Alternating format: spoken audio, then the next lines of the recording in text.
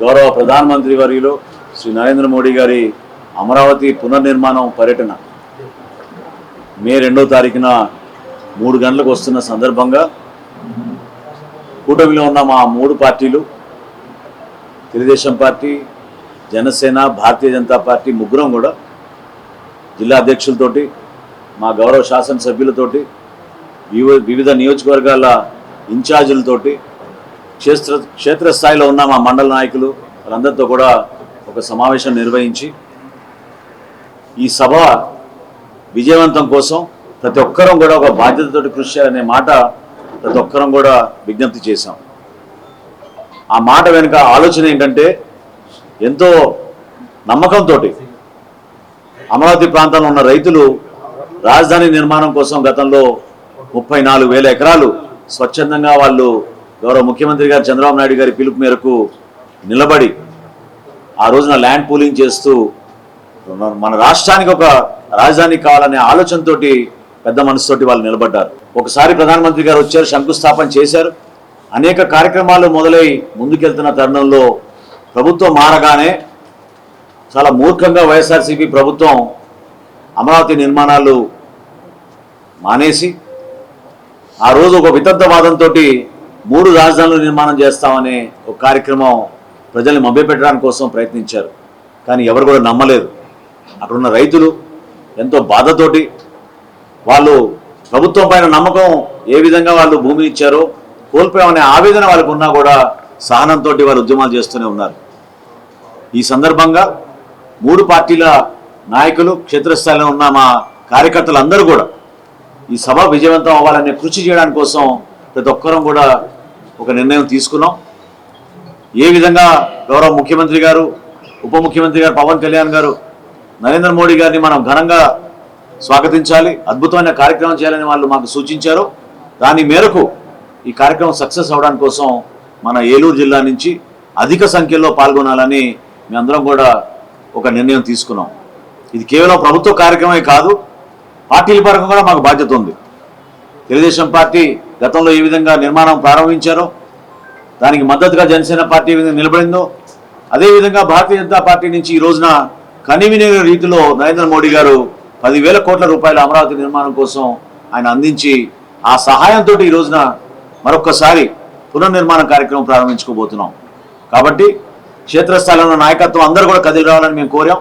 ప్రతి ఒక్కరికి బస్సుల ఏర్పాట్లు కానివ్వండి, కార్ల ఏర్పాట్లు కానివ్వండి, ఏదో విధంగా ఆ రోజు ఉదయం 9కి 10కే బయలుదేరి అమరావతికి చేరుకుని దారిలో ఎక్కడ కూడా వాళ్ళు ఇబ్బంది కలగకుండా పోలీస్ శాఖ వారు చేస్తున్న ఏర్పాట్లు, అదేవిధంగా ప్రభుత్వ పరంగా కూడా మేము వీళ్ళందరినీ కూడా స్వాగతించడానికి భోజన ఏర్పాట్లు ఇవన్నీ కూడా వాళ్ళందరికీ కూడా వివరించడం జరిగింది.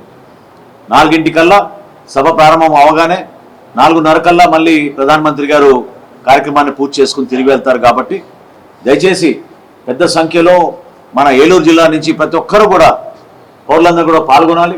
ఎందుకంటే అమరావతి రాజధాని నిర్మాణం జరిగినప్పుడే మన అందరికీ కూడా గర్వపడే విధంగా మన రాష్ట్రాన్ని మనం అభివృద్ధి చేసుకోగలుగుతాం, ఈ ప్రాంతాన్ని కూడా అభివృద్ధి చేసుకోగలుగుతాం. దానికి అందరూ కూడా సహకరించి పెద్ద మనసుతోటి ఒక మంచి ఆలోచనతోటి ఈ కార్యక్రమం సక్సెస్ అవ్వాలని ముందడుగు వేయాల్సిన సందర్భం వచ్చింది. కాబట్టి ప్రతి ఒక్కరం కూడా ఇందులో పాల్గొంటామని ఈ సందర్భంగా మీకు తెలుపుకుంటున్నాను. తప్పకుండా అండి, నేను ఒకసారి పరిశీలిస్తాను. ఎందుకంటే రైతు సహాయ కేంద్రాల నుంచి మాకు వచ్చిన సమాచారం మేరకు, వ్యవసాయ శాఖ నుంచి వచ్చిన లెక్కల మేరకు మేము టార్గెట్ వాటన్నింటినీ కూడా తప్పకుండా ఒకసారి పరిశీలించి రైతులకి ఎక్కడ ఇబ్బంది కలగకుండా, గోతాల విషయంలో ఎక్కడ పొరపాటు లేదు. 5 కోట్ల గోతాలు మనం తెప్పించాం. అయితే ధాన్యం సేకరించడానికి కోసం ఒక ప్రక్రియ ప్రారంభించాలి, జరుగుతూ ఉన్నది. రబీలో మేము అనుకున్న దానికన్నా ఎక్కువగా దిగుబడి వచ్చింది. గతంలో 32-34 బస్తాలు దిగాస్త ఈ రబీ మాసంలో ఎప్పుడు లేని విధంగా 64-70 బస్తాలు కూడా వచ్చిన ప్రాంతాలు ఉన్నాయి. కాబట్టి తప్పకుండా మేము రైతాంగానికి ఆ విధంగా నిలబడతాం, ఆదుకుంటాం. అంటే గతంలో సార్ వైసీపీ ప్రభుత్వం ఉన్నప్పుడు డబ్బులు జరిగేసేవారు కాబట్టి రైతులు ఏం చేసేవారంటే సార్ వ్యాపారులు పంపుతారు.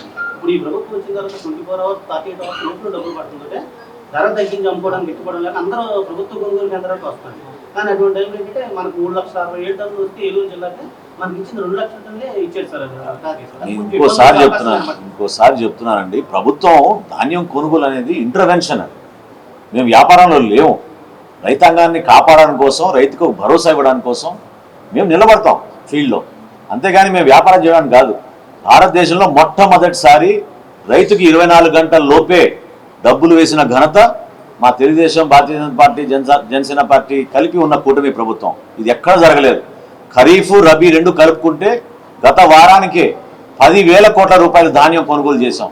ఇది ఒక అద్భుతమైన కార్యక్రమం చేశాం. భారతదేశంలో ఏ ప్రభుత్వం చేయలేదు. కాబట్టి రైతుకి ఎక్కడ కూడా నష్టం కలగకుండా ఒక నమ్మకం కలిగించే విధంగా చేస్తాం. నేను గతంలో వచ్చిన పర్యటనలో ఏలూరులోనే రాష్ట్ర వ్యాప్తంగా మిల్లర్లతోటి మీటింగ్ పెట్టాను. మిల్లర్లు కూడా నేను అప్పీల్ చేశాను, ఓపెన్ మార్కెట్లో కొనుగోలు చేయాల్సిందే. ఎందుకంటే ప్రతి రైతు దగ్గర నుంచి గవర్నమెంటే కొనాలంటే అది కష్టమైన పని, ఆర్థిక ఇబ్బందులు ఉన్నాయి. అయినా కానీ ఇంత దూరం తీసుకొచ్చాం. కానీ నిలబడతాం, ఇంకా మేము మార్కెట్లో నిలబడతాం. కానీ మా ప్రోగ్రామ్ ఎప్పుడు కూడా ఇంటర్వెన్షనల్ ప్రోగ్రామ్, మేము వ్యాపారంలో లేవు. రాబోయే రోజుల్లో ఒక ప్రణాళికాబద్ధంగా ఏదైతే దిగుమతి వస్తుందో దాన్ని ఇంకా మేము అవసరమైతే ఇతర దేశాలకు ఎగుమతి చేసే విధంగా, ఇతర రాష్ట్రాలకు ఎగుమతి చేసే విధంగా ఒక కార్యాచరణ సిద్ధం చేస్తాం. రైతులు మాత్రం మేము కాపాడుకుంటాం. గత 20 సంవత్సరాలుగా దంత సమస్యలతో పాటు దవడ మరియు ముఖ సంబంధ సమస్యలకు చక్కని చికిత్సలు అందిస్తున్న శ్రీ రామకృష్ణ దంత వైద్యశాల, నరసింహారావుపేట, ఏలూరు. ఎమర్జెన్సీస్ లో వాడే ఆక్సిజన్ కాన్సంట్రేటర్లతో పాటు air purify, UV light steriliser, ULV fogger వంటి పరికరాల ద్వారా పరిశుభ్రమైన వాతావరణంలో చికిత్స అందించబడుచున్నది. ఆర్వీజీ ద్వారా అతి తక్కువ రేడియేషన్ ఉపయోగించి దంత వ్యాధి నిర్ధారణ మరియు రూట్ కెనాల్ వైద్యం చేయబడుచున్నది. డెంటల్ లేజర్ ద్వారా కుట్లు లేకుండా సర్జరీలు, ఇంప్లాంట్స్ కిట్స్ ద్వారా పళ్ళు లేని వారికి ఫిక్స్డ్ దంతాలు, రూట్ కెనాల్ చికిత్సలకు ఎండో మోటార్ వంటి ఆధునిక పరికరాలు కలిగిన నమ్మకమైన డెంటల్ క్లినిక్. అత్యంత ప్రామాణికమైన ఆటోక్లావింగ్ పద్ధతిలో శుభ్రపరిచిన ఇన్స్ట్రుమెంట్స్ వాడడం మా ప్రత్యేకత. దంత సమస్యలకు చికిత్సతో పాటు విరిగిన దవడ మరియు ముఖ ఎముకలకు చికిత్స, ఎత్తు మరియు వంకర దవడలకు కాస్మెటిక్ సర్జరీ, యాక్సిలో ఫేషియల్ వంటి చికిత్సలకు చిరునామా శ్రీ రామకృష్ణ దంత వైద్యశాల, వేములపల్లి